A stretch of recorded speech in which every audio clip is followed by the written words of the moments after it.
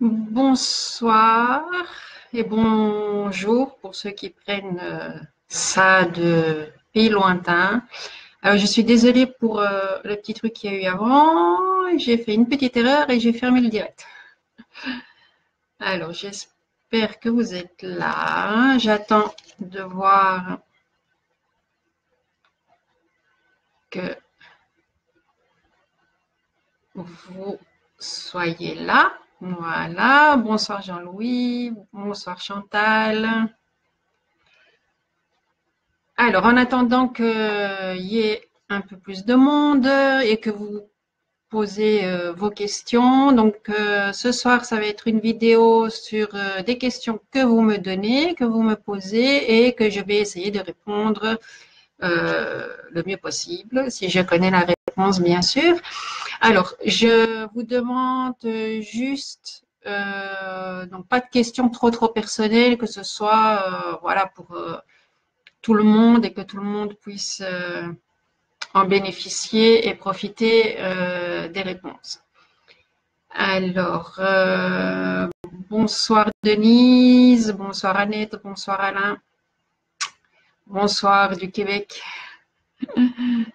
J'espère que vous n'avez pas trop froid là-bas, hein. Alors, avant de commencer, je voudrais déjà vous donner la date de la prochaine vidéo et le thème de celle-ci. Ce sera le vendredi 19 janvier et le thème, ça va être les familles d'âmes.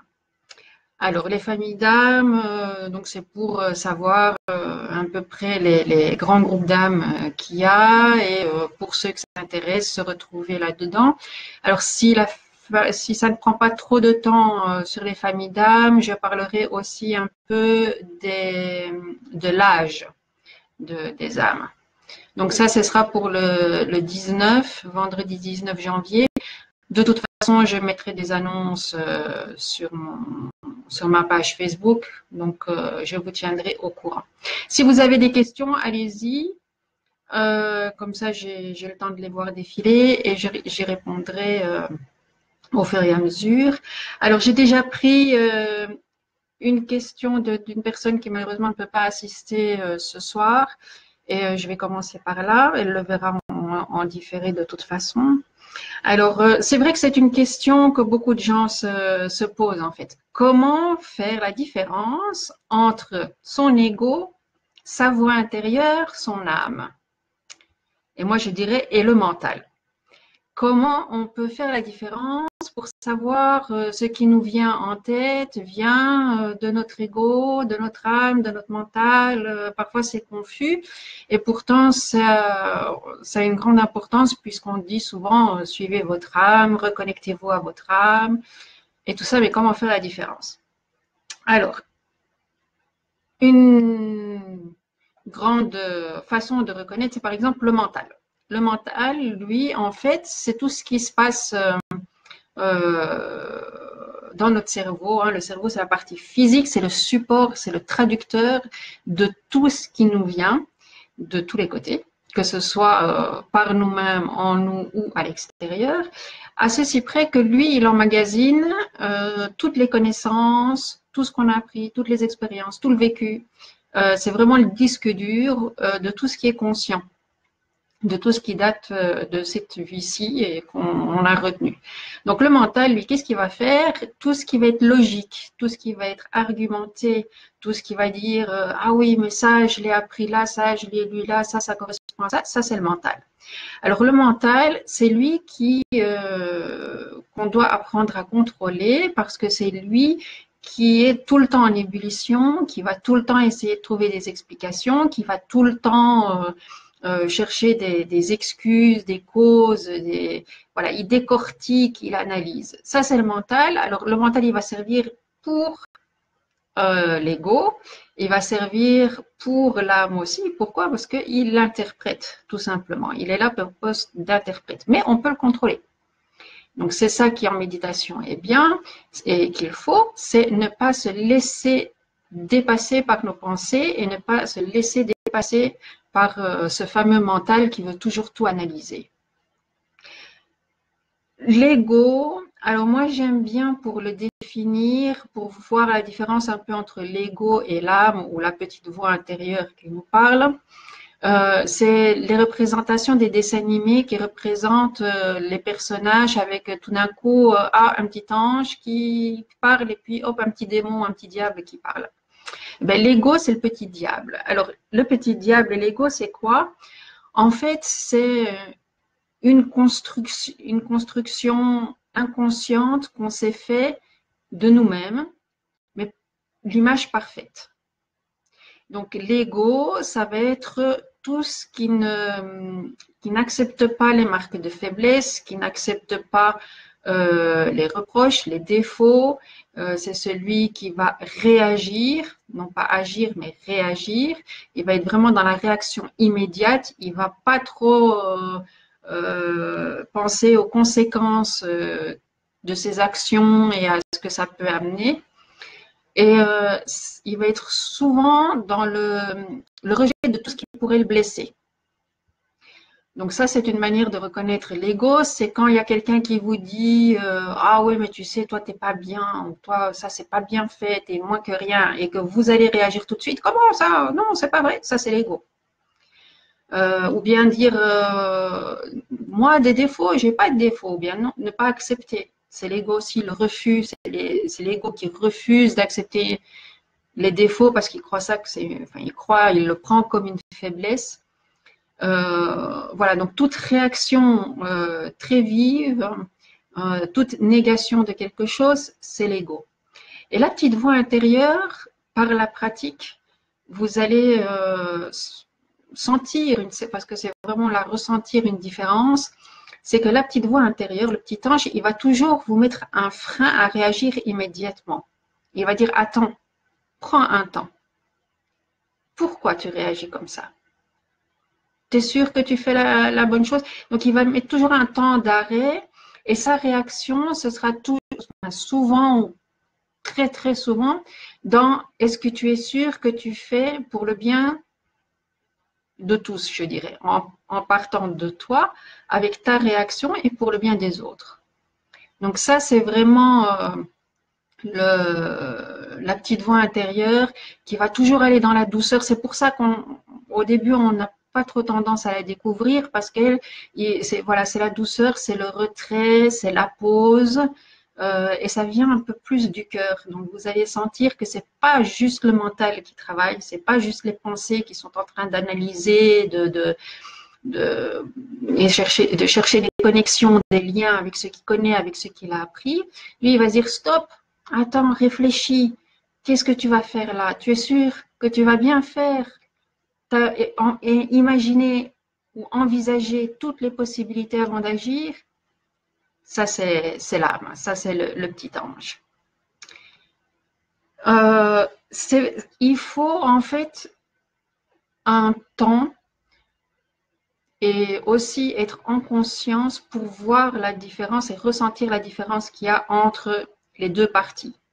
Donc le mental, il faut le contrôler pour diminuer son flux de pensée qui nous fatigue et qui généralement nous freine plus que nous fait avancer dans la vie, pour laisser à la possibilité des deux autres de s'exprimer.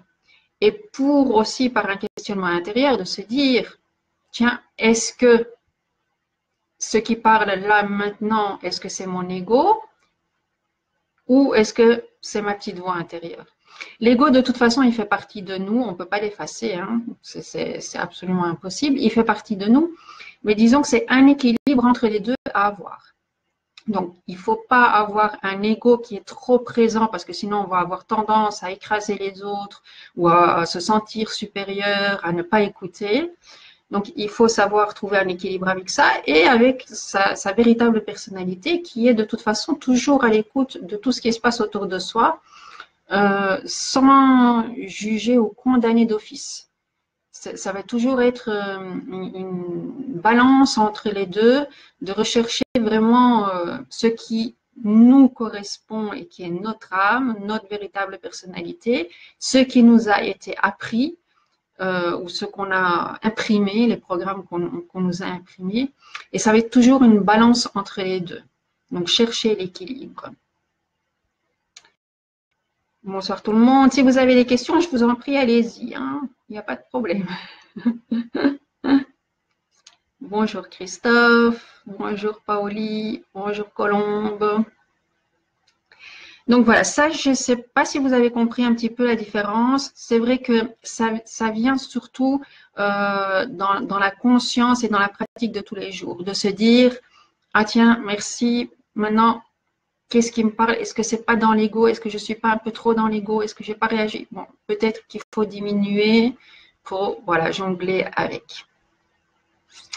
Alors, Jean-Louis qui me demande, je ne sais pas si cette question est appropriée. Je vais poser cette question à Sylvain. Question. Y a-t-il vraiment un soleil central? Alors, y a-t-il... Ah, ça, c'est juste une question de point de vue, je dirais. Alors, un soleil central. S'il y a un soleil central au milieu de la Terre, ben, la Terre, le noyau est lumineux, il y a beaucoup d'énergie, il y a des peuples intraterriens qui vivent aussi dans la Terre. Alors, oui, ça existe. Il y a le soleil central, le soleil du système solaire, hein, notre fameux soleil. La lumière est à l'origine de tout, donc il y a un soleil central dans toute chose. En nous aussi, on peut dire qu'on a notre soleil central qui est en fait notre âme, mais je dirais pas notre âme, c'est l'étincelle divine, notre origine. Donc nous sommes tous des petits bouts de soleil, hein, qui est l'énergie créatrice qui nous a laissé ça en nous. Donc je dirais oui, il y a un soleil central dans le sens d'énergie créatrice, d'énergie vitale dont tout le monde a besoin, tout le monde l'a. Et comme quelque part tout ce qu'on est nous à l'intérieur n'est que le reflet de ce qu'il y a à l'extérieur, ou plutôt l'extérieur est aussi un reflet de ce qu'on a en nous, il y a ce fameux soleil central absolument partout. Et je serais bien curieuse de savoir ce que Sylvain te répondra. C'est quelqu'un que j'aime bien, qui a des débats très intéressants aussi. Alors, le soleil central dans la Terre, oui, il y a le noyau central de la Terre qui est un soleil qui fait l'équilibre de la Terre. Bon, évidemment, maintenant, je ne vais pas rentrer dans les détails parce qu'il y a beaucoup de discussions sur le sujet aussi avec les intraterriens. La Terre n'est pas creuse comme parfois on le croit, donc c'est du plein, mais il y a de la vie, il y a des populations. Quand je dis population, c'est pas tout un peuple qui y vit, mais des représentations de populations qui habitent et qui sont là. Ça fait partie de l'équilibre de la Terre. Alors, tant qu'il n'y a pas d'autres questions, je vais reprendre une question qui m'a été posée aussi et que j'ai trouvée intéressante. C'est une Chantal qui n'est pas là ce soir, qui m'a demandé la signification des couleurs que l'on voit quand on est en méditation. Alors, parfois, quand on est en méditation, qu'on ferme les yeux, on voit certaines couleurs qui ne sont pas toujours les mêmes. Ça change. À quoi ça correspond? Alors, elle, ça ne fait pas très longtemps qu'elle fait des méditations et qu'elle est rentrée dans le sujet. Elle croyait que c'était l'aura. Alors non, ça n'est pas l'aura. Souvent, c'est plutôt les lumières qui correspondent au chakra qu'on est en train de travailler ou qu'on devrait travailler. Donc, au tout début, je me rappelle, au tout début, quand je faisais des méditations, je voyais ces couleurs-là et je savais que c'était les étapes que je franchissais. Donc, je passais d'une couleur à une autre, plus ou moins vive, plus ou moins franche, suivant que j'avais bien travaillé ce chakra-là, ou qui était bien débloqué, bien purifié, ou dans la bonne énergie, plus la couleur je dirais, lumineuse, et plus le chakra est bien ouvert et travaille bien. Plus la couleur est sombre, terne, c'est un problème voilà, qu'il faut travailler sur ce chakra-là, qui est un peu trop terne, qui n'est pas assez pur ou pas assez actif. Alors aussi, quelque chose que je voudrais vous dire à ce sujet-là, c'est le but n'est pas d'avoir ces chakras ouverts à 100%. Dans tout. Malheureusement, nous, on est habitués à, si je veux faire quelque chose, je dois atteindre 100%. Si je veux que ce soit bien fait, ça doit être 100%. Non. Dans tout ce qui est énergie, ce qu'on recherche, c'est l'équilibre. Ce qui veut dire, l'équilibre, c'est plus ou moins à la moitié. Hein. Vous avez une balance qui est en équilibre, c'est quand elle est là, pas à 100%. Pourquoi? Parce que si vous êtes à 100%, ça veut dire qu'il va avoir le contrepoids et que le contrepoids va être à 0%. Donc, il va avoir un déséquilibre. Un 100%, c'est trop. Dans les chakras, les 100%, c'est de l'hyperactivité des chakras. Donc, c'est pas bon, c'est pas un équilibre. Ça crée justement trop, c'est dans l'hyper. L'hyper, c'est trop. Donc, c'est plus vers les 50, entre 45, 55% des chakras, du moins moi je vis comme ça, je vis très très bien, qui va avoir l'équilibre de tout et aussi que tous les chakras soient ouverts plus ou moins dans la même fourchette. C'est ça qui est bien aussi, pour justement pas avoir ces déséquilibres. Alors, si j'ai une méthode pour se relier à sa propre présence. Si j'ai une méthode. En fait, les méthodes, c'est très varié et ça peut être très différent parce que chacun est différent, chacun va réagir à des vibrations différentes, donc va être sensible à autre chose. Moi, je dirais que ce n'est pas vraiment une question de méthode, mais plutôt une question de conscience et une question de connaissance de soi. Quelqu'un qui va faire l'effort de déjà faire attention à tout ce qui se passe dans sa tête, donc c'est-à-dire au mental, savoir reconnaître c'est son mental, savoir reconnaître, tiens, là c'est l'ego qui parle, ça va dans la conscience, ça va déjà délimiter très fort qui tu es et qui, de ce que tu es, appartient à ce que tu as appris ou à ce que la société a imprimé sur toi. Quand tu as identifié tout ce qui ne te correspond pas, donc tout ce que tu fais parce qu'on t'a dit que c'était bien, parce qu'on t'a inculqué ces valeurs-là, tu vas te rendre compte de qui tu es toi. Et ce qui tu es toi, c'est ta véritable présence, c'est ton toi véritable. Alors la méditation, elle aide parce que la méditation, elle va permettre déjà à ton mental de te calmer et à pas contrôler, mais diminuer, à laisser l'espace entre les pensées pour pouvoir te révéler. Et pour pouvoir te révéler qui tu es vraiment. Donc la méditation, mais il y a énormément de méthodes de méditation. Prendre conscience, être conscient de ce que tu dis, comment tu réagis et tout ça va aider aussi à te rendre compte et à bien délimiter ta présence. Maintenant, une méthode, je crois que c'est chacun a son chemin un peu à faire, mais disons que les grands principes, c'est ça. Alors, pourquoi certaines personnes voient les auras et pas d'autres? Ah, ça c'est une bonne question. En fait, tout le monde peut voir les auras de tout le monde. Juste que certaines personnes ont cette capacité-là développée depuis tout petit, souvent parce que dans des vies antérieures, ils ont déjà travaillé cet aspect-là. Soit des personnes qui y travaillent, donc qui s'exercent. Il y a des exercices qui se font pour développer cette capacité-là. Alors, un exercice tout bête que tout le monde fait sans le savoir, c'est souvent quand vous regardez un objet lumineux, vous allez voir autour de cet objet à un demi-centimètre, 1 centimètre, une ligne de contour qui se fait autour de l'objet. Donc, comme pas vraiment une ombre, mais vous allez voir une ligne. Vous regardez sur n'importe quel, même chez moi ici, enfin de l'autre côté. Ici, oh, on voit un petit peu, enfin un peu plus près, une ligne qui s'est fait au bord de moi. Il y a certaines personnes qui peuvent peut-être le voir. Ça déjà, c'est l'énergie qui commence à être perçue.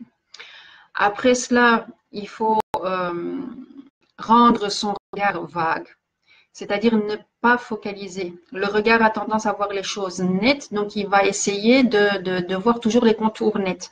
Or, c'est une énergie, elle n'est pas nette. Donc, ce n'est pas quelque chose de très, très net. Donc, il faut laisser son regard aller dans le vague. Et à force d'exercice, vous allez voir que cette ligne-là, en fait, elle pulse comme une respiration. Hein, elle se contracte, elle se décontracte. Et par la suite, il y a des couleurs qui vont apparaître. Alors moi, je ne suis pas capable de voir l'aura, je ne me suis pas vraiment exercée pour les voir non plus, mais tout le monde, avec un peu d'exercice, peut les voir, peut les percevoir.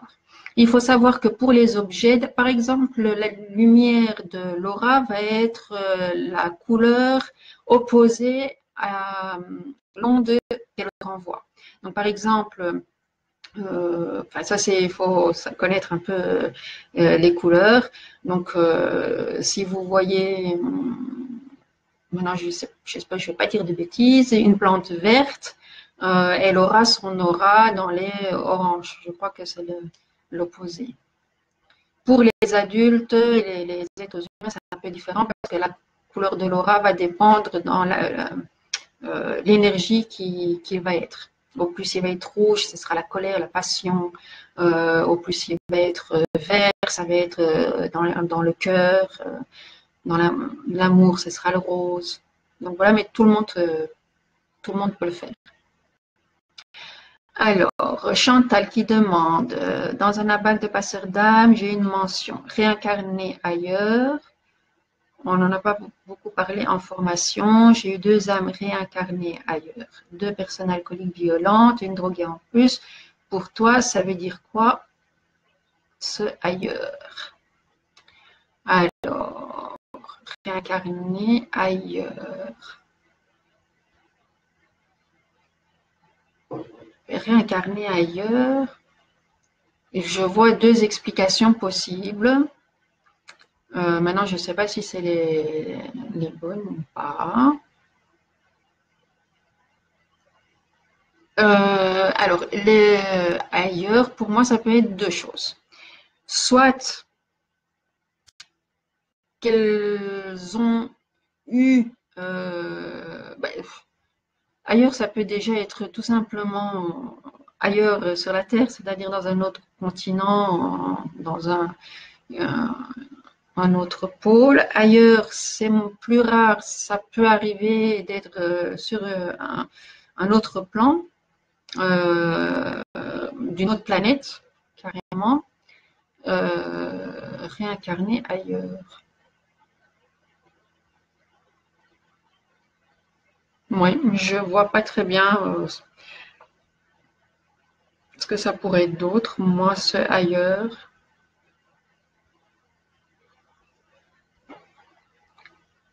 Merci pour la question, mais voilà, c'est les 2 seules explications que je vois. Alors, Yolande, l'aura que tu as est jaune, mais ne me demande pas ce que c'est. Oui, alors mon aura, elle est jaune. Oui, c'est vrai. Alors, elle est jaune. Ben, pour ceux qui savent, hein. Jaune, ben, c'est la lumière. Jaune, en général, enfin, ça peut être plusieurs choses. Hein. Justement, on parlait de soleil central. Hein. Soleil. Voilà, ouais, je ne veux rien dire parce que j'aime pas me mettre en avant. Voilà. Mais c'est vrai parce qu'on m'a déjà dit que j'avais une aura jaune. C'est aussi les guérisseurs, ils ont des auras claires. Voilà, c'est souvent lié au chakra, au coronal, au dernier chakra. Donc merci Yolande, je ne savais pas que tu savais voir les auras.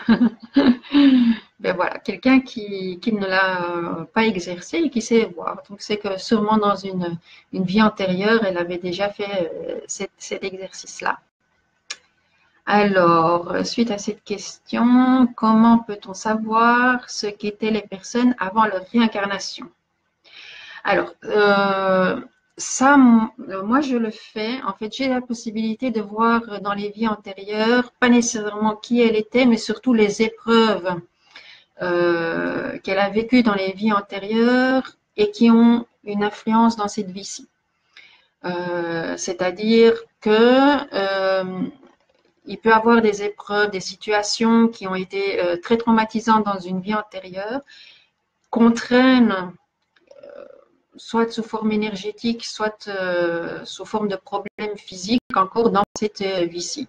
Pourquoi? Parce que on prend, enfin notre âme prend tout ce qui est ressenti et les prend de vie en vie jusqu'au moment où on arrive à faire le travail nécessaire ou le travail qui était associé à cette épreuve-là.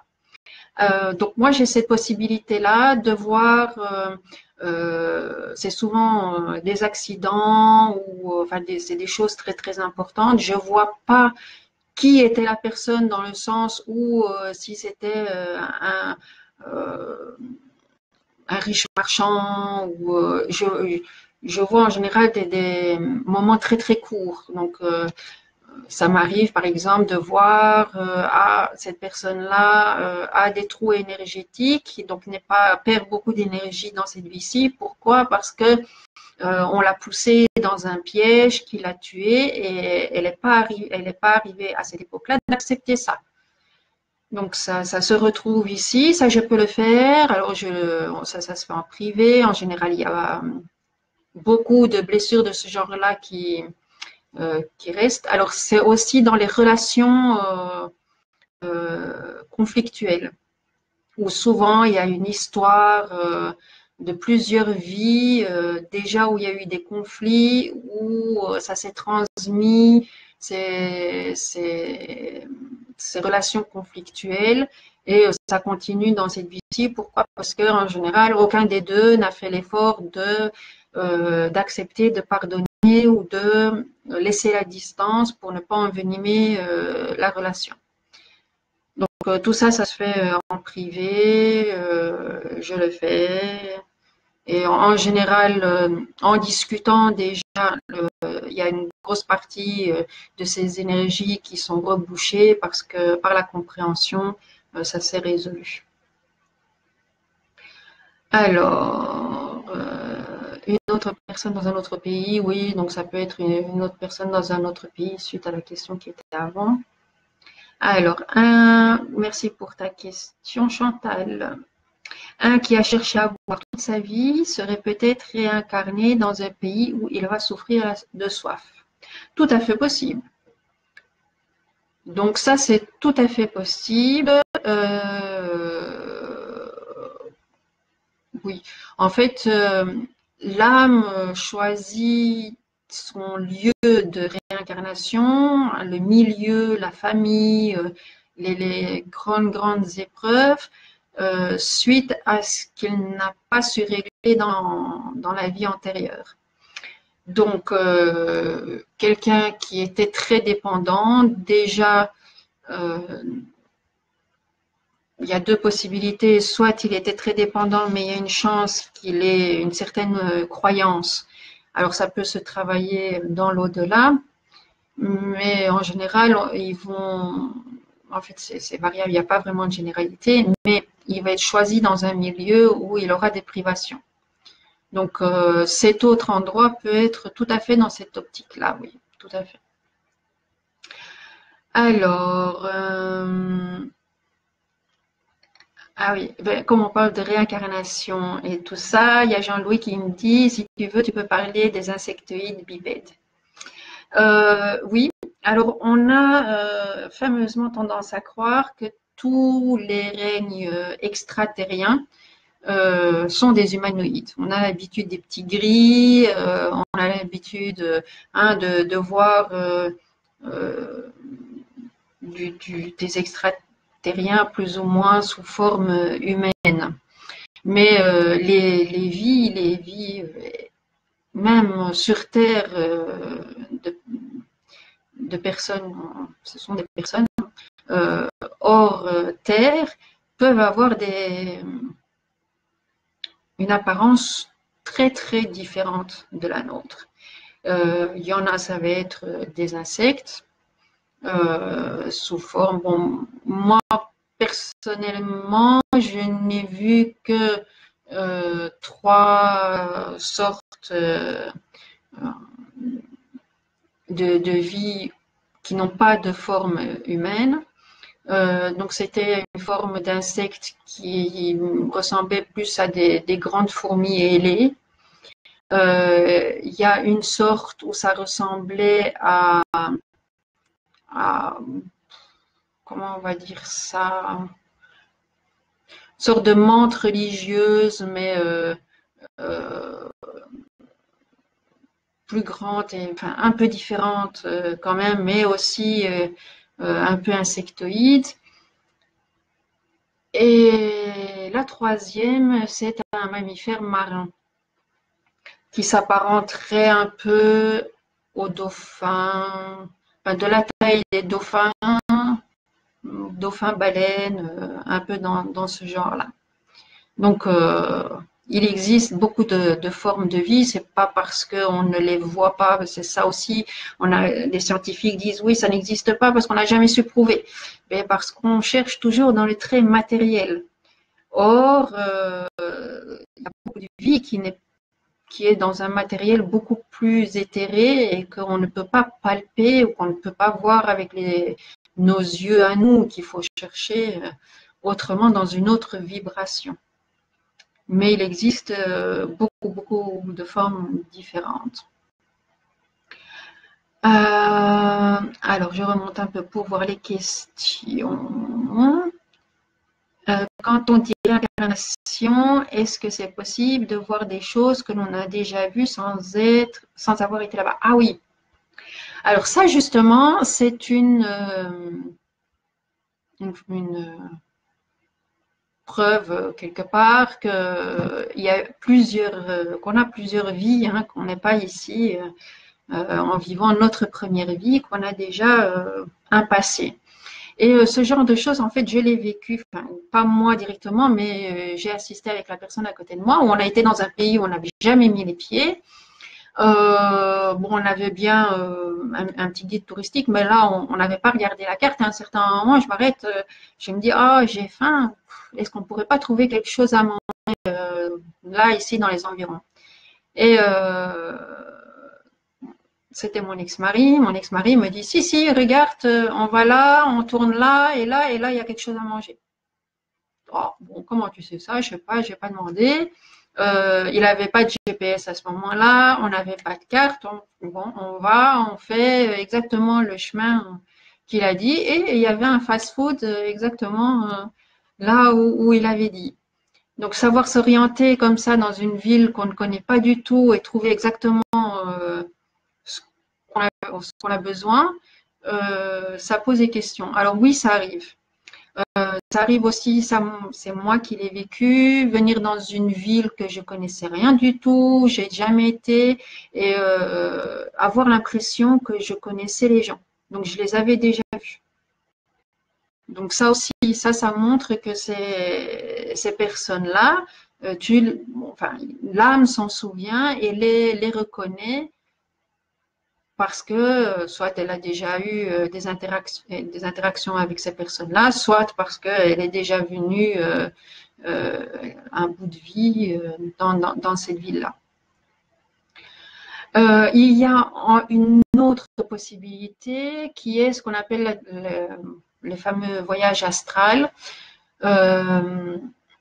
où involontairement, inconsciemment ou consciemment, le corps peut se trouver dans un endroit et l'âme aller dans un autre endroit et se souvenir de l'endroit comme s'il avait été. Donc les deux possibilités existent. Voilà, j'espère que j'ai répondu à ta question, Yolande. Alors, Annette, les images subliminales, n'est-ce pas ce que l'on voit et qu'on a vécu dans une vie antérieure ou est-ce un flash?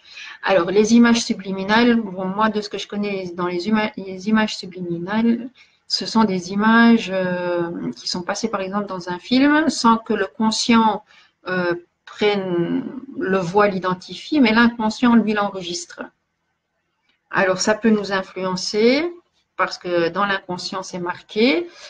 Donc, ça, alors, les images subliminales, dans ce cas-là, je vois pas trop ce que tu veux dire. Alors, si c'est des images, une sorte de flash que tu vois apparaître avant de t'endormir, en méditation, euh, d'endroits, de lieux que tu connais pas, ça peut être de, des flashs, une mémoire qui se réveille de vie antérieure. Mais je sais pas si c'est ça que tu veux dire. Alors, Jean-Louis, y a-t-il des insectoïdes sur la Lune?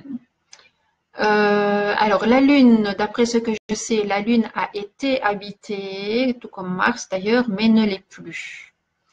Euh, qui, qui a été habité, je ne sais pas quel genre de peuple a habité sur la Lune. Je sais que c'est une population qui s'est éteinte parce que elle s'est autodétruite. Euh, voilà, mais là, j'en sais pas plus. Je saurais pas dire si c'était des insectoïdes ou pas. Les insectoïdes sont considérés comme étant une race tranquille sur la Lune. Ah, ben je savais pas. Alors les insectoïdes, enfin, il y a toutes sortes hein, de populations. Il y a en général une population qui a tout ce qu'il lui faut, ne va pas essayer de chercher dans une autre. Et il y a quand même beaucoup de contrats dont on n'a pas connaissance, mais qui existent entre des races pour justement essayer de cohabiter et que l'une ne ruine pas l'autre. Mais comme partout, il y a des populations qui ne pensent plus qu'à elles, il y en a d'autres qui sont un peu plus altruistes, il y en a d'autres qui essayent de s'imposer. Donc il y a un peu de tout, hein, c'est comme les êtres humains. Il y a malheureusement de toutes les sortes. Alors apparemment, on est venu à cette époque pour progresser rapidement avec l'ascension. Es-tu d'accord? Oui. Alors, en ce qui concerne les réincarnations euh, d'extraterriens qui viennent s'incarner sur Terre, c'est vrai que dans la grande majorité, c'est justement pour vivre ce que eux ont vécu il y a bien longtemps, ils s'en souviennent plus, vivre cette ascension, ce changement vibratoire. Alors c'est très, enfin, un, c'est ce changement vibratoire et deux aussi, c'est les limitations qu'imposent tout ce que veut dire vivre sur Terre. Nous, on ne le voit pas comme ça, évidemment, parce qu'on n'a pas le recul et il y a beaucoup de choses qu'on ne comprend pas.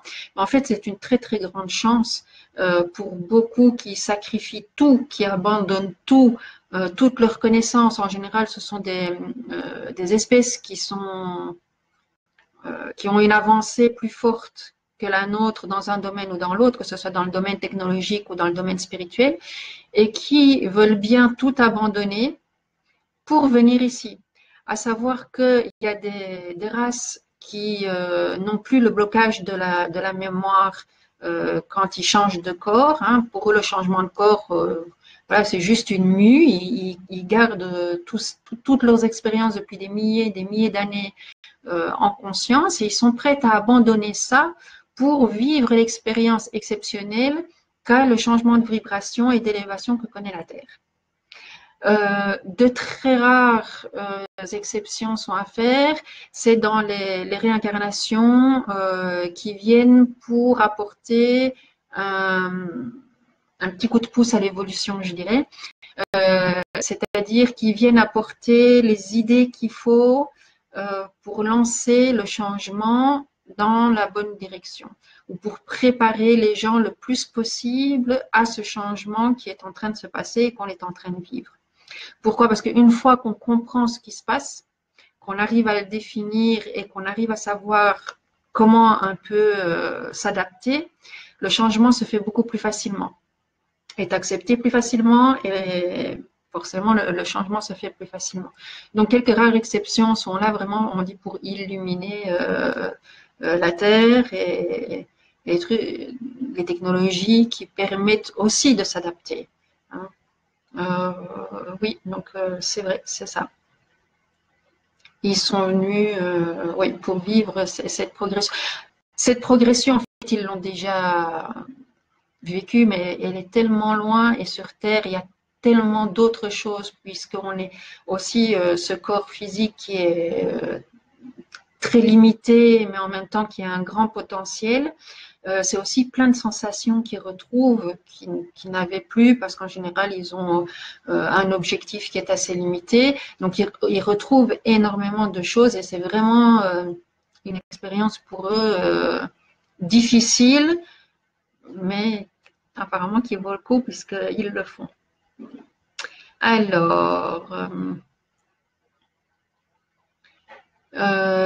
les images qui reviennent et qui font du mal. Alors, soit c'est parce que tu n'arrives pas à accepter ce que tu vois, ou soit parce que tu mets un faux jugement sur ce que tu vois. Moi, je dis toujours, il y a rien de mal et il n'y a rien de bien. C'est juste ce qu'on les qualifie ou comment on les qualifie qui les font qu'elles sont bien ou qu'elles sont mal. Le mal, c'est un côté sombre, mais qui n'existe que parce que la lumière existe. S'il n'y aurait pas de lumière, ce serait toujours dans le noir. Donc voilà. Donc il y a toujours les deux côtés. Moi, je préfère voir toujours le bon côté. Donc si on te montre toujours et que ça revient, c'est quelque chose que tu n'arrives pas à accepter. Parce qu'une fois que tu l'acceptes, ça ne reviendra plus. L'accepter, ça veut dire peut-être le comprendre. Qu'est-ce qu'on veut te faire comprendre en t'envoyant toujours ces images-là? Qu'est-ce qui te blesse en voyant ces images-là? Pourquoi tu te sens aussi mal?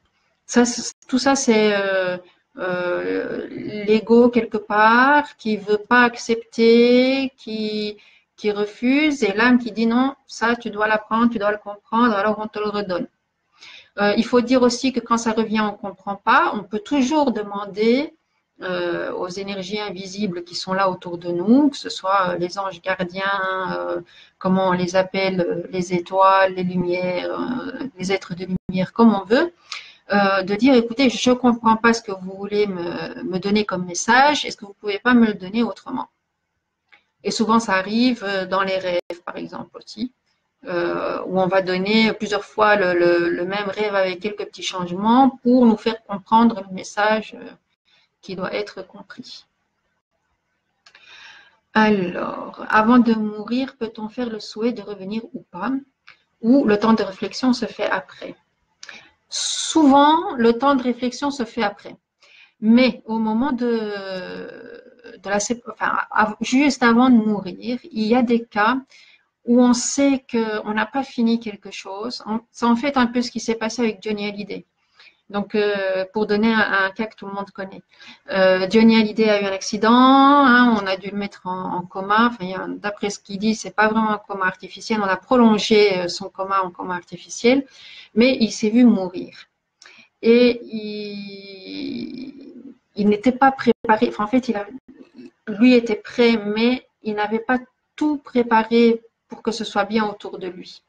Et dans certaines circonstances, comme ça a été quelqu'un qui a donné beaucoup autour de lui, qui était quelqu'un de généreux, de sincère, ça arrive qu'on lui donne un sursis pour lui permettre de finir ou de préparer au mieux ce qu'il n'avait pas eu le temps de faire. Donc, à certaines exceptions, ça existe, cette prolongation. Mais à savoir que ça n'est qu'une prolongation. Donc, ça peut être quelques jours, quelques mois, voire un an, quelques années, mais c'est pas des dizaines d'années, quoi. Bien que ça dépend. Donc, il y a des cas où des gens ont fait une EMI, comme on dit, hein, une expérience de mort imminente, où ils ont eu le choix. Voilà, écoute, tu as fait ça, maintenant tu es morte. Enfin, je dis tu es morte parce que je prends le cas de, c'était une femme à qui c'est arrivé. On lui a montré son futur, on lui a dit voilà, ça, si tu reviens sur Terre, c'est ce qui t'attend. Tu as 3 enfants, tu as 3 filles. Sur les 3 enfants, tu as la première qui va mourir d'un accident, tu as la deuxième qui va mourir d'une maladie, et il va rester que ta troisième. Si tu reviens sur Terre, ton but ou voilà, ça va être de rester pour cette troisième fille. Est-ce que tu acceptes? Sinon, il n'y a aucun problème, ton temps est venu et tu peux partir. Et elle a décidé de revenir. Elle est revenue et tout s'est passé malheureusement comme ça lui a été dit. C'est-à-dire que sa première fille est morte d'un accident, quelques années plus tard, sa deuxième fille est morte d'une maladie et elle est restée avec sa troisième fille. Et elle a encore vécu, je crois, une vingtaine d'années ou 25 ans. Donc voilà, ça existe. Maintenant, dans la plupart des cas, c'est vrai que c'est une décision qui se fait après. Suivant l'évolution spirituelle de chacun, suivant ce qu'il a fait, suivant ce qu'il a à apprendre. Il faut savoir qu'une fois de l'autre côté, tout ce que tu apprends à apprendre dure beaucoup plus longtemps. Pourquoi? Parce que la notion de temps n'existe pas et que ça ne dépend que de ta propre volonté. Donc, si tu as une certaine ouverture vers le spirituel, vers le pardon, à réfléchir et à dire, OK, là, j'accepte, j'ai mal fait, j'accepte ce que j'ai fait, j'accepte ce que je suis, tu vas évoluer beaucoup plus vite que quelqu'un qui dit non, moi ce que j'ai fait c'est très bien. Là, tu peux rester voilà des milliers et des milliers d'années dans le même cercle parce que tu ne vas pas admettre qu'il existe autre chose et que tu as mal agi par exemple. Pour ceux qui ont bien agi, qui bon maintenant on est en pleine évolution, donc il y a quand même pas mal d'âmes qui arrivent en fin de cycle où la réincarnation ne devient plus une obligation. La réincarnation est très bien parce qu'on apprend beaucoup de choses en peu de temps. C'est pour ça que malheureusement dans nos vies, on a beaucoup de hauts et de bas, donc beaucoup de problèmes, beaucoup de situations pénibles. Pourquoi? Parce qu'on apprend très vite. Même si nous qui le vivons en chair et en os, nous est pénible, mais l'âme en fait choisit cette option-là parce qu'elle se dit ben, en 50 ans, 60 ans, 70 ans, 100 ans, on peut apprendre ce que en tant qu'âme, je vais mettre des milliers d'années à apprendre. Alors ça vaut la peine. Donc ils disent hop, je préfère renvoyer sur Terre et vivre telle expérience, telle expérience, telle expérience que de me farcir 1000 ans de torture, d'auto-torture, presque parce qu'il n'y a personne qui nous torture à part nous, parce que je ne veux pas me rendre compte. Donc voilà. Et la réincarnation, à savoir, ça ne se décide jamais tout seul. Donc c'est jamais une âme toute seule qui va décider. C'est toujours un concile d'âmes avec des personnes proches qui nous guident, qui veillent sur nous, pardon, sur Terre, qui décide, ah oui, c'est une bonne idée, dans quelles conditions, tout ça. Donc, on n'est jamais tout seul de toute façon. Alors, pour la première fois dans l'univers, on va ascensionner avec notre corps. Es-tu d'accord? La notion de corps est très vague. Pourquoi? Parce que nous avons un corps physique et on a des dizaines et des dizaines de corps éthériques. On en connaît 6-7 principalement, mais on en a beaucoup plus que ça. Alors, est-ce qu'on va ascensionner avec notre corps? Il y en a qui le font déjà. Donc, il y en a qui ont ascensionné avec le corps. C'est-à-dire, comment ça se passe, ascensionner avec le corps? C'est-à-dire que ils ont acquis une telle connaissance et une telle... c'est même pas maîtrise, c'est vraiment dans la connaissance que le corps ne vieillit plus. Alors, en général, ce sont des gens qui vivent reclus. Pourquoi? Parce que la société actuellement n'accepte pas ce genre de choses. Il y en a, je sais que ça se passe en Inde et au Tibet, dans des régions assez reculées, où il y a des personnes qui ne vieillissent plus, qui reste en général, du point de vue physique, 35, 45 ans, 50 ans dans ces genres-là, et qui ne vieillissent plus et qui vivent des centaines et des centaines d'années. Alors ça, c'est déjà une ascension, parce qu'ils ont tout compris de ce qu'est les possibilités de l'être humain, que le corps n'est qu'une enveloppe et on fait un peu ce qu'on croit avec. Une fois que le mental il est dedans, il fait ce qu'il veut. Pourquoi on vieillit? Ben, c'est parce que simplement on croit que l'âge qu'on nous donne et les numéros qui passent, ça doit nous faire vieillir. On sait, d'ailleurs tout le monde le dit, on est, on meurt. C'est tellement ancré que c'est pour nous une évidence, donc on va vieillir un petit peu chaque jour. Alors, ici, je suppose que tu parles de l'ascension globale. Tout le monde ne va pas ascensionner avec le corps. Pourquoi? Parce que tout le monde n'est pas prêt. Tout le monde ne va pas être prêt. Et que l'ascension, ben, ça se fait quand même pas du jour au lendemain.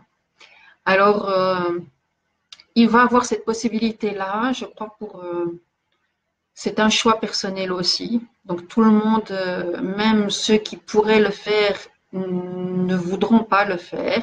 Pourquoi? Parce que quelque part, c'est pas utile. Ils ressentent ou ils croient qu'ils peuvent être utiles, beaucoup plus utiles autrement. Donc, ça n'est pas nécessairement très bénéfique de pouvoir ascensionner dans le corps. Mais c'est vrai que c'est une possibilité qui va être de plus en plus répandue.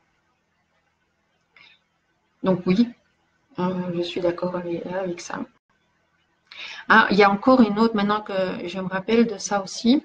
Il y a ascensionner aussi avec le corps. On dit on meurt, on prend le corps avec. Donc il y a la mort clinique, hein, tout le monde voilà, meurt pendant 2-3 jours. Et normalement, pendant ces 2-3 jours, il y a la fameuse cordelette d'argent qui relie à l'âme, qui est coupée, qui se défait. C'est à ce moment-là que le corps commence à dépérir, à se décomposer et l'âme continue son chemin. Il existe quelques exceptions, et Jésus dans la Bible en fait en est un, où il ne laisse pas cette cordelette d'argent se couper et avec leur ascension et leur développement, ils continuent le chemin d'après la vie avec leur corps. C'est-à-dire que le corps ne va pas se décomposer. Le corps disparaît tout simplement. Non, c'est au Tibet, je crois que ça a été raconté. Dans La vie des maîtres, si vous avez l'occasion de lire ce livre que moi j'adore, donc je l'ai déjà lu 3 ou 4 fois, ça me parle toujours autant. C'est une équipe britannique qui va à la recherche des grands maîtres et ils font un périple Inde, Tibet, Chine, voilà.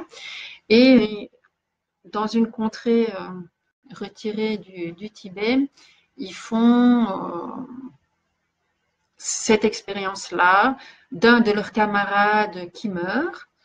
Ils le surveillent pendant plusieurs jours et à un certain moment, le corps disparaît.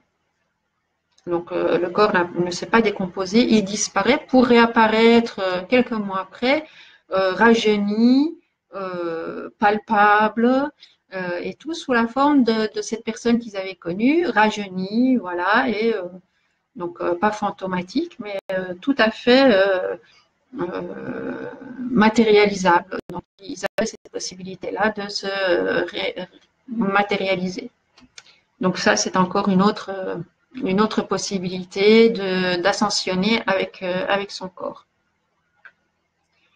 Voilà donc pour ces réponses-là. Je regarde s'il y a d'autres questions auxquelles je n'ai pas répondu. Allez-y, hein, il n'y a pas de problème.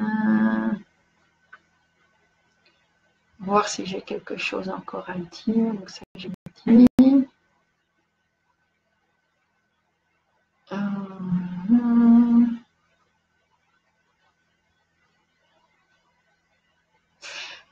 Ah, oui. Alors, ascensionner vivant comme les livres de Rampalumsa, oui. ou en mourant. Ben voilà, c'est ce que j'ai expliqué un petit peu. Hein, ouais. Est-ce que des centaines de disparitions peuvent être des ascensions? Euh, euh, quelle bonne question. Alors, oui et non. Oui et non. Alors, les disparitions en masse qu'on va connaître d'ici ces périodes-ci, c'est pas nécessairement de l'ascension. Alors, ce qui se passe pour le moment, c'est un gros nettoyage. Donc, la Terre est en train de changer de vibration. De plus en plus de personnes sont en train de changer au niveau vibratoire, mais pas tout le monde. Alors, dans ces disparitions en masse, c'est une sorte de nettoyage qui se fait. Il y a je dirais, on peut qualifier ça de deux manières.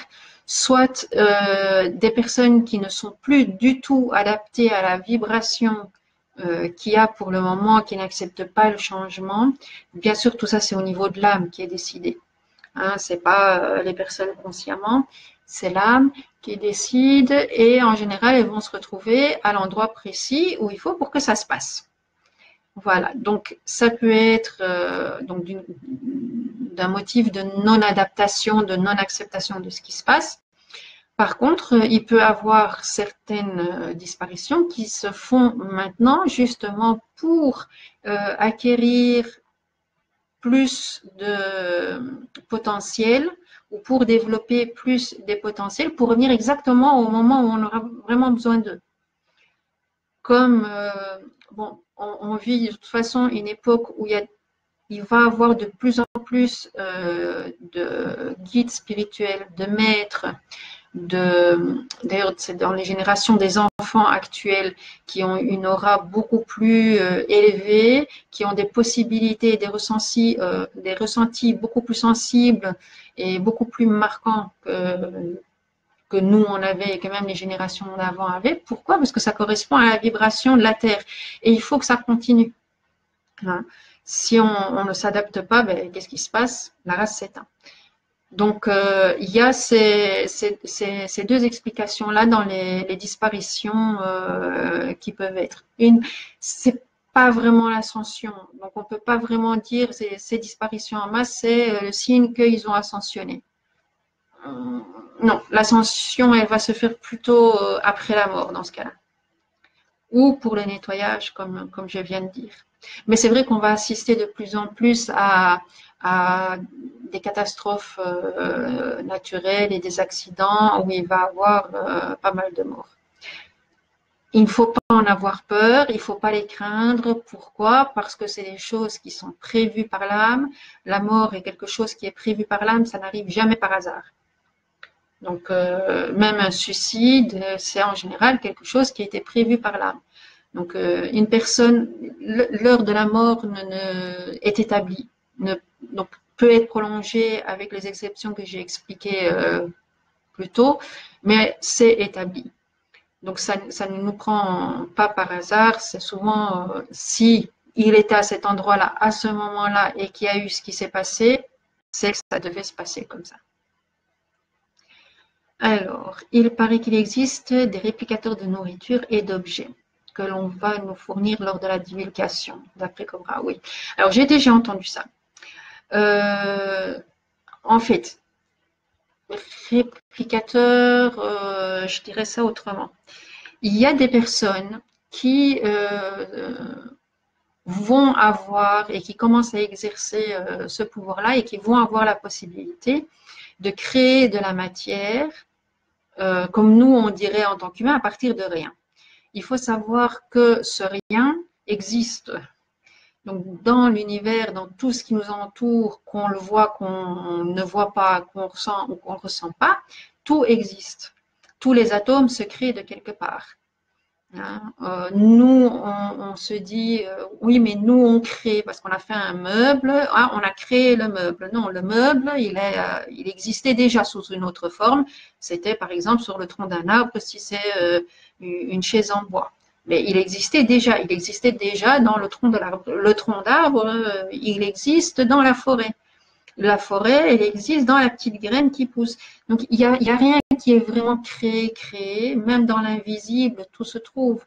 Hein, et en fait, ces personnes-là ont la possibilité par le mental de rassembler les atomes nécessaires à ce qu'ils veulent faire. Et donc ça se fait. Moi, j'ai eu la possibilité de voir une partie de Futur où des groupes de personnes, donc ça va se faire par des groupes de personnes, pourront créer les bâtiments qu'une ville aura besoin, exactement comme elle en a besoin, comme c'est le plus utile, à partir de la terre et construire un immeuble en quelques heures. Donc oui, c'est fait. Pour la nourriture, alors la nourriture, c'est un autre problème. La nourriture, oui, ça peut aussi suivre le même processus. Hein, de rien, on peut faire apparaître de la nourriture, on va pouvoir faire apparaître de la nourriture. Mais on va avoir tout à fait un autre rapport à la nourriture que l'on a maintenant. Maintenant, nous, on est rentré dans une phase de boulimie absolument insensée parce que ça nous rend malade. C'est la surconsommation, la surproduction, et on sait très bien que si on continue comme ça, on se détruit. Pourquoi? Parce que pour cultiver, on détruit les forêts qui sont les poumons de la terre, c'est ça qui crée notre oxygène. Donc on sait bien que comme on est parti maintenant, c'est pas du tout ça. Donc c'est pas du tout ce qu'il faut.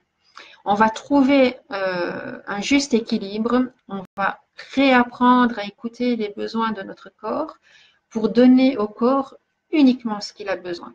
Et avec ce uniquement ce qu'il a besoin, tout pourra être fait de rien. Pourquoi? Parce que les ressources, elles sont quand même toujours les mêmes. Disons, plus de déchets. Ça va être, dans le futur, ça va être une réorganisation totale de la société qu'on connaît actuellement. Donc, dans le futur, la politique n'existera plus telle qu'on la connaît, les sociétés n'existeront plus telles qu'on les connaît, les gens travailleront, mais plus du tout dans le sens comme on le connaît. Ce sera plus ce matérialisme, l'argent n'existera plus, enfin l'argent, voilà, monnaie ou électronique ou tout ça, ce sera plus ça. Il y aura un paiement, mais qui sera plus du tout dans le même concept. Beaucoup de choses auront disparu aussi. Pourquoi? Les maladies et tout ça qui sont dues uniquement à notre déséquilibre. Une fois qu'on a trouvé cet équilibre, il n'y aura plus tant que ça de maladies. Les maladies pourront être très vite soignées par les énergies. Hein, tout le monde sera en harmonie et en évolution, donc ce sera tout à fait différent. Et c'est vrai que même s'il existera encore des cultures et des choses physiques, c'est vrai qu'il y aura beaucoup moins d'énergie qui sera dépensée dans ces créations-là. Donc, tout à fait, c'est pas vraiment des réplicateurs de nourriture et d'objets, ce seraient des créateurs vraiment de nourriture et d'objets par une faculté qu'on va apprendre à développer. Donc oui, tout à fait ça. Alors, je ne sais pas si vous avez encore des questions. Ça fait déjà un peu plus d'une heure qu'on est ensemble. Ça me fait très, très plaisir d'avoir toutes ces questions qui sont très intéressantes et qui me montrent aussi votre intérêt. Voilà. Alors, la fiction qui rejoint la réalité. Ben oui, ouais, la fiction, il y a beaucoup de films de fiction qui ont été inspirés. Il n'y a rien qui vient de nulle part. L'inspiration, bon, l'inspiration, ça peut être un futur possible, ça peut venir de d'autres civilisations, mais ça existe et ça va se réaliser. Il y a des choses qui vont pas se réaliser. Toutes les catastrophes et tout ça, j'espère que ça se réalisera pas, hein. Mais oui, bien sûr. Alors, il paraît qu'il y a beaucoup d'arrestations de personnes haut placées au niveau mondial. Mais pour le moment, c'est caché. As-tu des infos sur le sujet? Oui. Il va en avoir, il va en avoir, il va en avoir. Pourquoi? Parce que le système doit tomber. Donc le système comme il est actuellement, il est en fin de course. C'est-à-dire que les gens se rendent compte que ça va pas, que c'est pas bien, qu'il y en a que quelques-uns qui profitent, et encore c'est pas ce qu'on croit, donc c'est pas vraiment les politiciens que le peuple soi-disant élit qui a le pouvoir, ce sont des organisations dites secrètes, elles sont pas secrètes en fait, elles sont tellement au grand jour qu'on n'y pense pas. Genre Fonds monétaire international, ONU et tout ça. Ce sont des personnes dans ces groupements-là qui dirigent, mais là, ils perdent un peu les pédales. Pourquoi? Parce que l'engrenage qui fonctionnait très bien jusqu'à maintenant, il y a des gens qui commencent à le connaître et qui veulent plus rentrer dans le système. Donc, il y a de plus en plus de personnes qui se retirent de la société et qui commencent à créer des groupements je dirais hors société, c'est-à-dire par exemple, qui ne veulent plus rentrer dans le système des crédits, qui ne veulent plus rentrer dans les systèmes bancaires, qui vont dans l'autosuffisance, qui vont dans des communautés dites fermées, mais justement en autosuffisance. Et tout ça, ça coince.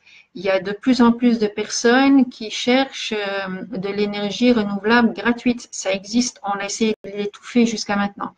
Mais avec Internet et la fabuleuse circulation des informations à l'heure actuelle, le secret commence à être très très difficile à maintenir et les gens cherchent automatiquement ceux qui ont retenu cette information-là.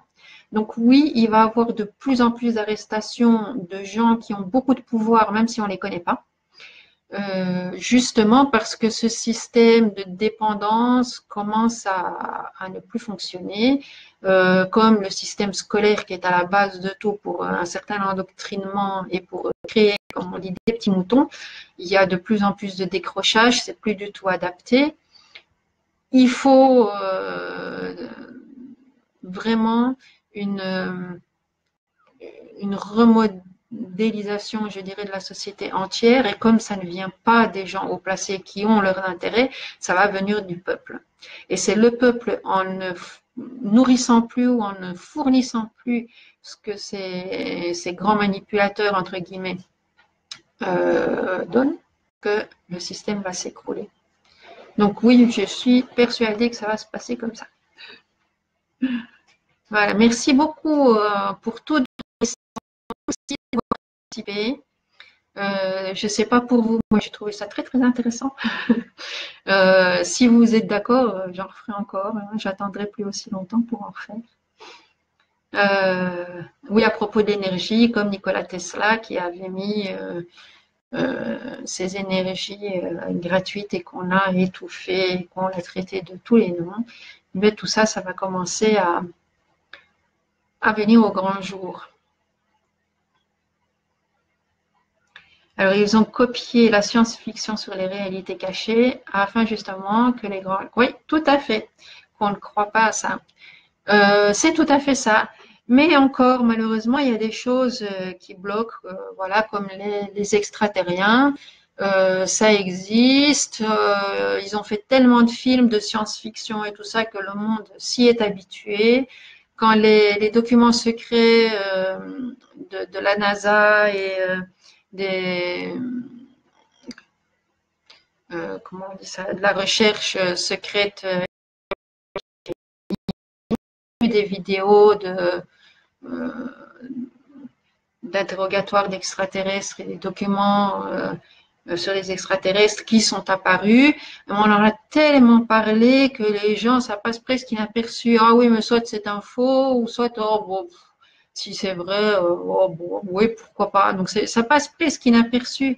Et c'est ça, c'est bien et c'est pas bien. C'est bien parce que les gens s'y sont habitués, donc ça choque un peu moins. Mais si ça devrait venir vraiment que Monsieur Tout-le-Monde commence à voir des soucoupes volantes et des trucs comme ça créerait quand même encore de la panique. Donc, c'est pour ça que les extraterriens le savent très bien, ne le font pas encore, parce qu'ils savent malgré tout que ça créerait un gros vent de panique dans les populations. Mais c'est vrai que c'est fait pour nous habituer. Maintenant, il faut quand même rester vigilant qu'il y a beaucoup de choses sur le net qui est quand même trafiqué, que ça n'est pas des réalités. Euh, mais voilà, c'est à chacun de voir s'il veut y croire ou pas. Maintenant, je ne crois pas que ça ait une grande influence dans notre vie de tous les jours. Je pense que la priorité dans ces temps-ci, c'est surtout le développement de soi, de ses capacités. Parce qu'une fois qu'on connaît très très bien sa propre personne, qui on est, on découvre son plein potentiel, on découvre le pouvoir qu'on a sur nous-mêmes et sur l'extérieur, et on se rend compte qu'on n'est plus du tout dépendant ou qu'on est beaucoup moins dépendant du système. Et ça, le fait qu'on prend conscience qu'on est dépendant du système, ça nous crée de la liberté incroyable. Et je pense que c'est ça, la compréhension de la vie, la compréhension de ce qu'on est, qui nous aidera à vivre et à affronter tout ce qui va se passer. Pourquoi? Parce que rien n'est dû au hasard, il y a une explication sur tout et pour tout. Le positif, très important, parce que c'est ça qui émet une haute vibration et qui permet de nous changer, de nous faire évoluer. Voilà pour cette question-là. Alors, je prends encore une autre question. Peut-on développer un don de médium? J'ai vu 3 ou 4 fois, entendu aussi, ressenti physiquement, mais voilà, c'est quelquefois. Oui. Alors, ce sont tous les dons extrasensoriels se développent. Maintenant, il faut savoir que ça va être utile, c'est suivant l'utilité qu'on en fait aussi. Donc, il y a certains dons qui vont se développer plus facilement si la personne travaille plus dans tel domaine ou tel domaine. Par exemple, le magnétisme et la guérison par magnétisme par les mains se développera sur une personne qui travaillera beaucoup avec les gens, qui est beaucoup en contact avec des gens souffrants et qui se donne la peine, qui veut développer ce sens-là. Les dons de voyance, ça va être pour quelqu'un qui trouve l'utilité là-dedans. Par exemple, elle a trouvé qu'en ayant des flashs, en se projetant dans un autre endroit, ça peut lui être utile dans son entourage ou dans ce qu'elle enseigne ou dans ce qu'elle diffuse autour d'elle, elle va développer ce don-là. Mais chaque don peut être développé. En fait, on peut tous développer ces dons-là plus facilement si c'est altruiste. C'est-à-dire qu'on ne le développe pas égoïstement pour nous, pour l'utiliser pour nous, mais plutôt pour l'utiliser pour le bien commun. Donc en étant persuadé que ça aide les autres, de savoir, je ne sais pas, voir par exemple l'aura de quelqu'un et que tu exerces ce don-là, tu vas le développer plus facilement. Alors moi, j'ai l'aura, je trouve pour moi que ça m'aide pas tellement. Pourquoi? Parce que j'ai beaucoup d'autres moyens de pouvoir aider les autres. Donc les flashs, ça me vient souvent. Puis ça dépend aussi des moments qu'on traverse, des périodes qu'on traverse. Il faut pas trop se baser dessus non plus. Il faut savoir prendre, toujours se remettre en question. Donc ça n'est jamais acquis. Comme ce sont des énergies, ça n'est pas fixe. Hein, surtout à cette époque-ci où il y a des vibrations qui changent. Donc, ça n'est pas fixe et ça varie, mais tout le monde peut tout développer. Tout à fait. Alors, Armel, j'ai toujours pensé que les films de fiction sont très inspirés, mais je constate que beaucoup de films catastrophes se réalisent en ce moment. Les feux, les tempêtes, les froids. C'est vrai aussi. Oui, oui. Comme je le disais, les films de fiction, les livres et tout ça, c'est inspiré. Et les tableaux, c'est des inspirations. Les inspirations, c'est quoi? Ben, quelque part, c'est notre âme qui veut qu'on transmette un message. et on transmet ce message. C'est fait pour quoi? C'est fait pour prévenir et peut-être nous mettre en garde. Une fois, je me demandais, mais à quoi ça sert de voir le futur de quelqu'un ou le futur tout simplement? Je ne comprenais pas parce que pour moi, c'était figé. Donc, si on voit le futur, ça veut dire que ça va se passer comme ça. Eh bien non. En fait, on nous montre souvent le futur pour avoir la possibilité de changer quelque chose. Pourquoi? Parce qu'on a quand même toujours un libre arbitre et ce qu'on fait aujourd'hui aura des conséquences demain. Donc, c'est à nous, en étant en conscience, de pouvoir changer ce demain qui ne nous convient pas. Et tous ces films de catastrophes, de dérèglement climatique et tout ça qu'on met sur le réchauffement climatique a un seul but, c'est de faire changer nos habitudes, de dire attention, avec la surconsommation que vous avez pour le moment, avec la politique en général que vous avez pour le moment, vous allez à ça. Et pour un tas de raisons, on fait traîner les choses et on va à ça, on va vers ça. Maintenant, comme quand même la Terre a accumulé beaucoup d'énergie lourde et qu'on a changé, on change de vibration, il faut aussi qu'elle se libère de tout ce qui est négatif. Et quand on veut libérer quelque chose de sale, qu'est-ce qu'on fait? On fait le nettoyage. Ça, c'est voilà, les grandes catastrophes qui sont maintenant, qui vont arriver de plus en plus, c'est un nettoyage. Pourquoi? Parce que le nettoyage, quand on voit un feu de forêt, quand on voit des inondations, qu'est-ce qui se passe après? Eh bien, la forêt qui était malade, qui était mal en point, avec des arbres qui étaient chétifs et tout ça, sont finis, c'est fini, et ça repousse de plus belle. Ça repousse en variété, ça repousse en équilibre. Et c'est exactement ce qui se passe. Alors maintenant, pour les êtres humains, malheureusement, il va y avoir aussi pas mal de morts, mais comme je l'ai dit tantôt, il y a les morts qui ont décidé de ne pas vivre cette évolution et qui ne sont pas capables de les vivre, cette évolution. Donc, et oui, c'est ce qui se passe, c'est ce qui se passe. Jules Verne, oui, bien que Jules Verne, Nostradamus était inspiré, c'est pas les créateurs, mais c'était des inspirés. Donc Jules Verne a un truc très intéressant. Euh, c'est le livre 20 milieux sous les mers. Si vous avez l'occasion sur le net d'aller voir les vidéos de Lulumineuse, elle en parle. Et elle raconte justement qu'elle a eu l'occasion de voir les peuples intraterriens et entre autres sous la mer, parce qu'elle a cette capacité de faire des voyages astraux. Et elle a dit ce que Jules Verne décrit dans 20 milieux sous les mers, c'est exactement ce que j'ai vu. Mais je n'avais pas encore lu le livre. Donc elle a lu le livre après, et elle a dit j'ai été marquée quand même que certaines créatures qu'il a vues là, certaines descriptions de lieux qu'il a décrits dans ce livre, eh ben, elle l'a vu en voyage astral. Coucou, j'arrive tard. Alors, Marielle, l'empathie, je ne l'ai pas souhaité, mais j'avoue que c'est utile avec les animaux. Alors, l'empathie, c'est vrai que c'est utile, mais à une certaine limite. Parce que sinon, c'est très envahissant et c'est fatigant. Donc, l'empathie, elle est très utile pour justement sortir de l'ego, hein, pour pouvoir.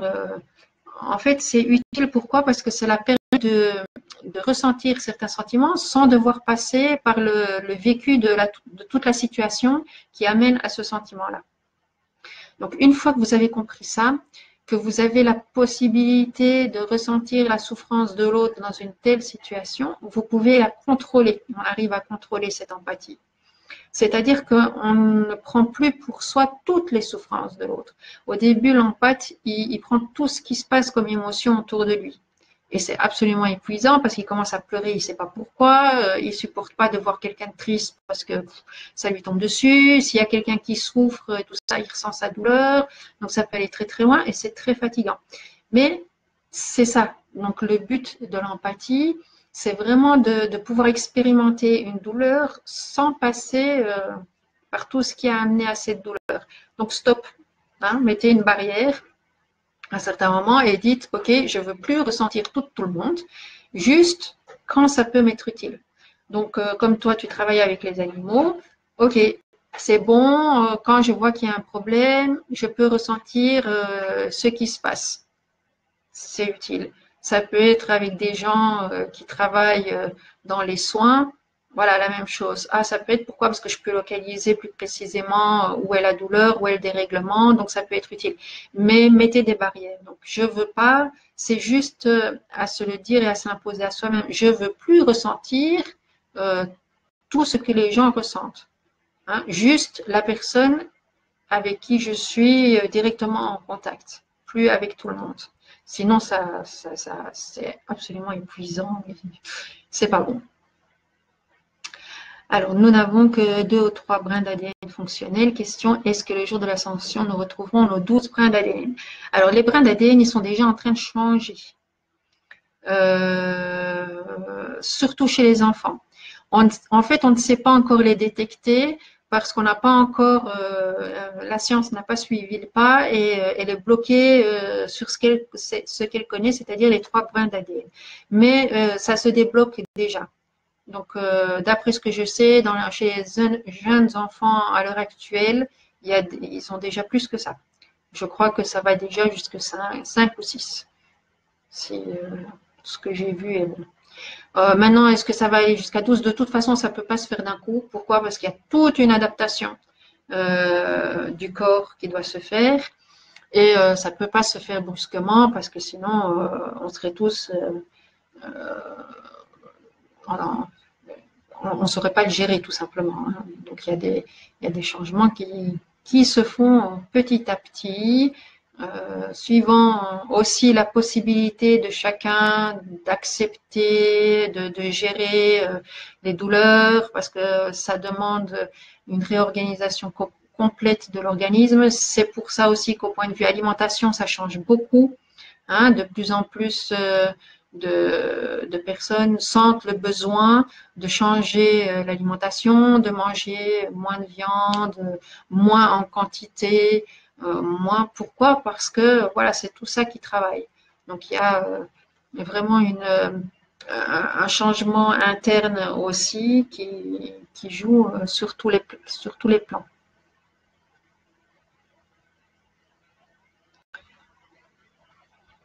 Maintenant, pour les 12 brins, je ne sais pas si ça. En fait, pour moi, ça n'a aucun lien avec l'ascension. Je dirais plutôt que c'est un lien avec.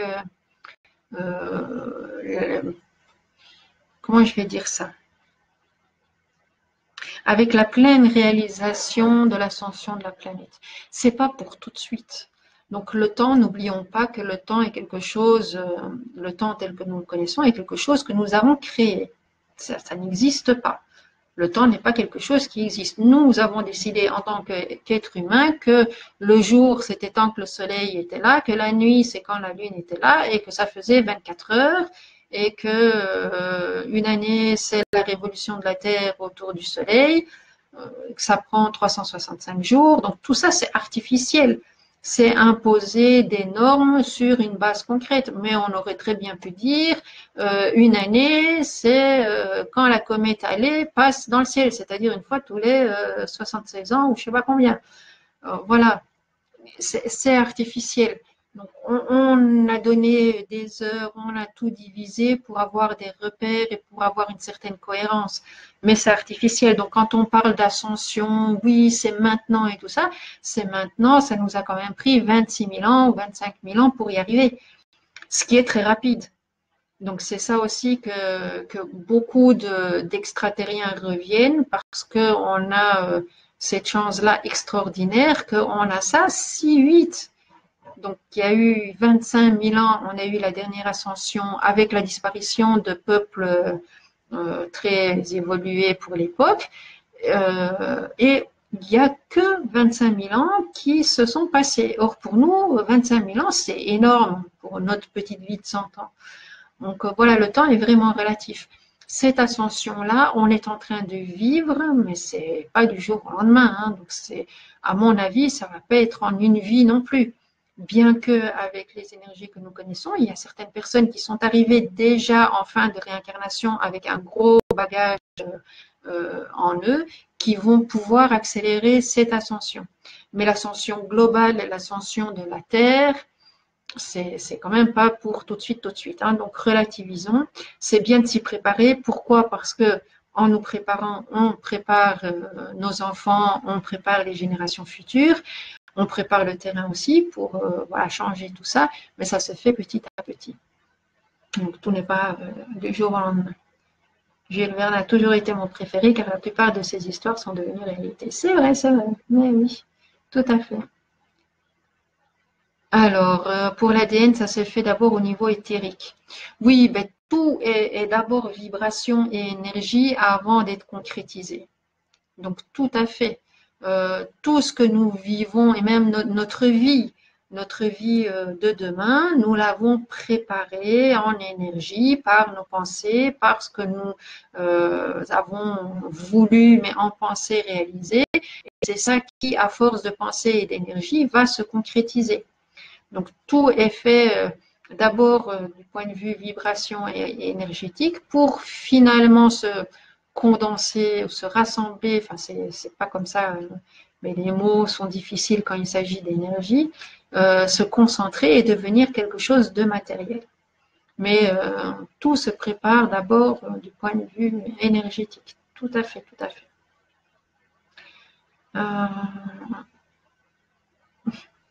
Je vois que ça vous a plu. Je vous remercie aussi pour toutes ces questions très, très intéressantes qui ont été très diversifiées et variées. C'est bien. J'aime bien votre curiosité et votre intérêt. Voilà, ben, je pense qu'on va s'arrêter ici, hein. Ça fait presque 1h30 qu'on est ensemble. Donc, je vous remercie tous. Merci beaucoup. Je vous dis encore une fois, donc le 19, c'est un vendredi, à 8h30, ce sera une vidéo qui concerne les familles d'âmes et peut-être de l'âge de l'âme si on a le temps, parce que je ne veux pas que ça dure trop tard. Voilà. Si vous avez des questions plus personnelles, contactez-moi en message privé. J'ai vu qu'il y a eu beaucoup de questions sur la réincarnation. Si vous voulez avoir des détails sur vos vies antérieures, sur les éventuels problèmes qu'il y a eu dans vos vies antérieures et qui pourraient impacter encore votre vie actuelle, je peux vous aider là-dessus aussi. Donc, contactez-moi. Voilà, s'il y a d'autres sujets que vous aimeriez que j'aborde, n'hésitez pas, laissez-moi des messages. C'est avec grand plaisir que je verrai ce que je fais. Je vous invite aussi à visiter mon blog sur lequel je partage les canalisations que je reçois et aussi un article à peu près toutes les semaines, je publie. Alors, mon blog, c'est zenlumierevie.simplesite.com. Allez-y. J'ai une autre page aussi qui est dédiée à mon livre La vie et l'autre vie, un chemin vers le bonheur, que vous pouvez trouver avec @stelianazen sur Facebook, qui parle de mon livre et beaucoup de citations extraites du livre. Et en fait, ce livre je l'ai fait pour avoir un peu un résumé de plein de livres qui traitent sur la vie. Donc, tous les problèmes qu'on a en vie, des questions existentielles, qu'est-ce que la mort, qu'est-ce que la vie, la maladie, pourquoi on est malade, les apprentissages, les prières, tout ça. Des petites explications qui permettent de mieux comprendre ce que nous vivons. Donc, si ça vous intéresse, vous pouvez aller là. Vous pouvez l'acheter, bien sûr, il est disponible sur Amazon. Voilà, et puis cette page-ci où j'ai l'habitude de vous retrouver. Voilà, je vais vous souhaiter une très très bonne soirée. Donc, n'hésitez pas à me contacter si vous avez d'autres suggestions et questions. C'est avec grand plaisir que j'y répondrai. Je vous souhaite un bon vendredi soir, un très très bon week-end et une excellente année qui commence dans les meilleures énergies et que ce soit ainsi pour tout le reste de l'année. Au revoir, à bientôt.